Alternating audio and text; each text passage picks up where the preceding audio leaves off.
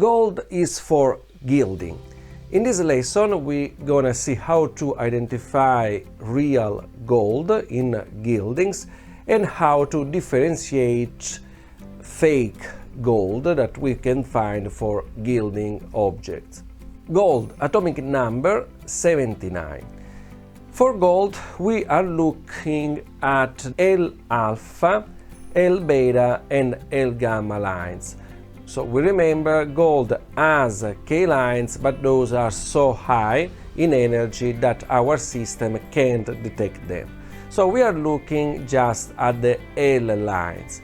Consequently, we don't expect these lines to be much strong. Okay, so will be medium weak. Let's have an example. As usual, we want to have a baseline for gold, so we are using this genuine gold leaf that is used for real gold gilding. We have the gold leaf.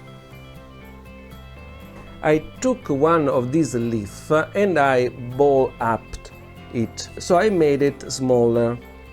Let's see if I can see in the camera. Okay, so all the gold that was distributed in the leaf now is just in this tiny piece over here.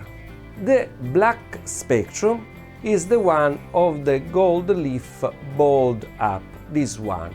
The metal is just crushed into a small spot. We see the spectrum L-alpha, L-beta and L-gamma. And we see that the count is over 4500. When we do analyze just the leaf, where the concentration is much smaller, the leaf are extremely thin. We can do that with gold, or it's one of the properties so that of gold, that we can have a very thin leaf of this metal.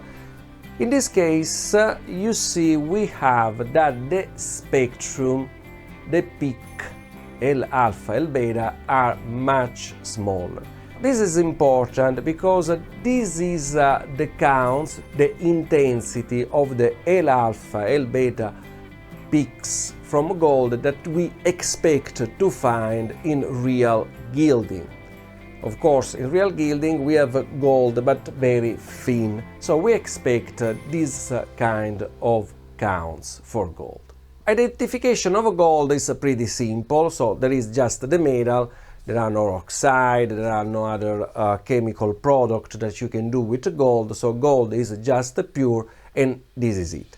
So it's interesting instead to look for fake gold, to identify it. The most common way to have this gilding effect using a metal leaf again, but not gold, so much cheaper material, is to use a combination of copper and zinc. So we have this much cheaper material, this foil, and we look at the spectrum. So the black one is the gold leaf, balled up. So remember, it has the maximum power, the maximum strength of this peak, and we were over 4000 counts. Now, when we are measuring this copper zinc leaf, a faking gold, we have the strong peak of K-alpha of copper at 8, and this is the K-beta over here, and then this one is zinc.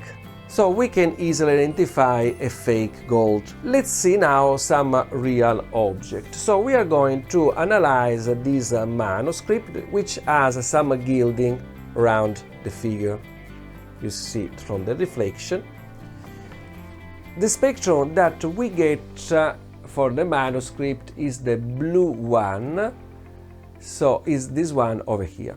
We see the peak of copper and then we see the peak of zinc. So as you see, the proportion is the same of that of the fake gilding leaf, the red one that we examined just before. we have just a lower signal, but the proportion is the same. So we can tell that here on this manuscript we have this faked gold made with copper and zinc. Let's analyze something else. Okay, we have a modern panel painting, so this is just a copy from the early 20th century, done with the same material, so it was a studio replica. What we get for this gilding, we see over here, so it's called painting in the spectrum, is the red one. So again, we see copper, we see zinc. We have the same combination copper and zinc, but in this case the amount of zinc is much more. You see, this peak of zinc is basically close to the one of copper. This is because for making this fake gold, the ratio copper-zinc could change a little bit.